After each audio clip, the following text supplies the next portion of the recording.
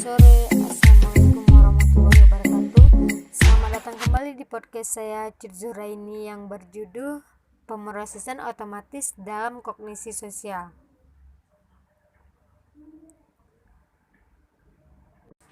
Nah, heuristik dan pemrosesan otomatis. Apa itu heuristik?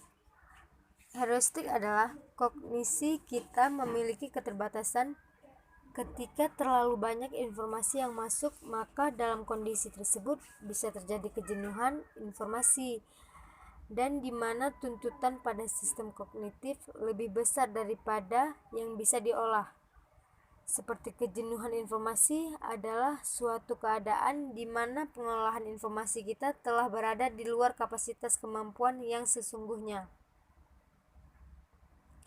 Jadi, strategi yang digunakan untuk melebarkan kapasitas kognitif ini harus memenuhi dua persyaratan, yaitu harus menyediakan cara yang cepat dan sederhana untuk dapat mengolah informasi sosial dalam jumlah yang banyak, dan HEMS dapat digunakan harus berhasil. Salah satu caranya adalah melakukan heuristik, yaitu aturan sederhana untuk membuat keputusan kompleks atau untuk menarik kesimpulan secara cepat dan seakan tanpa usaha yang berarti, atau cara lain untuk mengatasi fakta bahwa dunia sosial bersifat kompleks, sementara kapasitas pemrosesan informasi dapat terbatas dengan melakukan banyak aktivitas mencakup beberapa aspek pemikiran sosial dan perilaku sosial secara otomatis. Nah, jadi di sini heuristik terdiri dari dua macam, yaitu heuristik keterwakilan dan heuristik ketersediaan. Heuristik keterwakilan yaitu sebuah strategi penilaian dan berdasarkan pada sejauh mana stimuli atau peristiwa tersebut mempunyai kemiripan dengan stimuli atau kategori yang lain. Dan kita akan membuat penilaian berdasarkan pada aturan yang relatif sederhana, yaitu semakin mirip seseorang dengan ciri khas orang dan suatu kelompok, semakin mungkin bahwa dia merupakan bagian dari kelompok tersebut. Nah, selanjutnya masuk kepada heuristik ketersediaan. Heuristik ketersediaan adalah sebuah strategi untuk membuat keputusan seberapa mudah suatu informasi yang spesifik dapat dimunculkan dalam pikiran kita. Semakin mudah suatu informasi masuk ke pikiran, semakin besar pengaruhnya terhadap penilaian atau keputusan yang akan dibuat.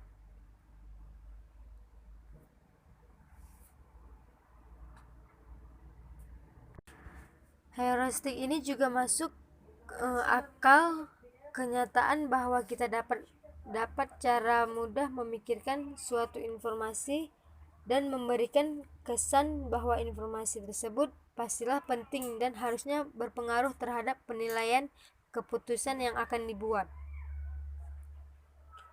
Heuristik ketersediaan itu telah terbukti berperan dalam berbagai aspek kognisi sosial, dan heuristik ini juga berhubungan dengan proses lain yang sangat penting, yaitu pemaparan awal dan meningkatnya ketersediaan informasi dalam memori atau kesadaran seseorang yang berasal dan hadirnya suatu stimuli atau peristiwa tertentu. Efek pemaparan awal ini antara lain berupa ketakutan yang sangat besar setelah menonton film horor atau perasaan romantis yang meningkatkan setelah menonton adegan film romantis.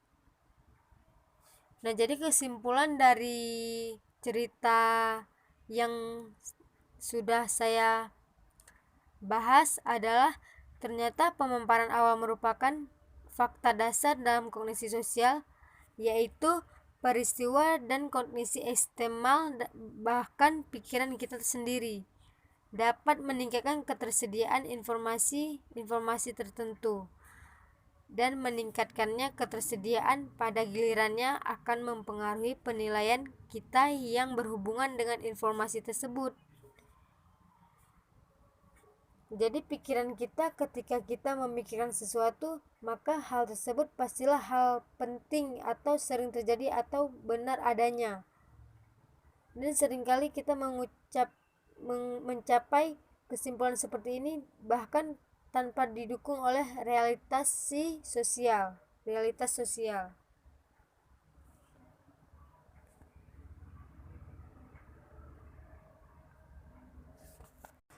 Nah, jadi pemrosesan otomatis dengan cara lain untuk mengatur proses kognisi kita, yaitu melalui pemrosesan otomatis kita dapat terjadi setelah pengalaman yang berulang-ulang dengan tugas atau pemaparan terhadap jenis informasi tertentu. Jadi kita sampai pada suatu tahap di mana kita dapat melakukan tugas informasi tertentu yang seakan tanpa perlu usaha yang benar-benar secara otomatis dan tidak disadari. Nah, jadi contoh dari pemrosesan otomatis ini adalah ketika melakukan dua hal pada satu waktu. Misalnya ketika kita belajar mengemudi, awalnya kita akan memutuskan perhatian yang sangat serius untuk mengikuti perintah dari instruktur supaya tidak terjadi ketabrakan. Namun berjalannya waktu dan pengalaman kita mengemudi yang berulang terjadi, maka kita kemudian mengemudi sambil mengerjakan hal yang lain, misalnya sambil mendengarkan musik, mengobrol, berbicara, dan lain-lain. Nah, pada saat inilah terjadi pergantian dari pemrosesan yang terkontrol. Pemrosesan yang terkontrol penuh dengan usaha dan kesadaran ke pemrosesan otomatis di mana proses ini terjadi dan dapat menghemat banyak usaha. Jadi, hal ini berlaku juga pada kognisi sosial. Contohnya, ketika kita memiliki skema tentang seseorang berkelompok sosial tertentu seperti dokter atau profesor-profesor lain, nah, kita memiliki cara singkat untuk berpikir mengenai ciri dari anggota kelompok profesor ini. Misalnya, kita dapat berasumsi bahwa semua dokter sibuk, jadi penting untuk bicara tanpa basa-basi dengan mereka, bahwa mereka pintar namun tidak selalu memiliki tegangan rasa, dan seterusnya. Namun biasanya mereka juga memiliki rasa kemudahan dan efisiensi berpikir. Ini juga diikuti oleh kemungkinan hilangnya akuransi. Contohnya seperti mereka membuktikan yang terus bertambah menunjukkan bahwa satu jenis skema, yaitu stereotip, bisa teraktivasi secara otomatis dan tanpa disadari oleh ciri fisik suatu kelompok tertentu. Seperti kulit gelap dapat secara otomatis memicu stereotip negatif mengenai orang Afrika Amerika walaupun orang tersebut tidak memiliki cara intensi untuk berpikir mengenai stereotip ini. Nah, jadi sejalannya dengan sikap keyakinan dan evaluasi terhadap aspek tertentu dari dunia sosial, maka dapat secara otomatis dipicu hanya oleh kehadiran dan dari objek sikapnya. Nah, jadi pemrosesan otomatis seperti ini tentunya dapat mengarahkan kepada kesalahan yang serius. Nah, jadi demikian, hanya ini saja yang dapat saya bahas dari podcast saya. Lebih dan kurang saya mohon maaf. Mari kita mengucapkan alhamdulillah, dan mohon maaf juga kepada teman-teman jika banyak kekurangan dan kesalahan, dan terima kasih untuk perhatiannya. Wassalamualaikum warahmatullahi wabarakatuh.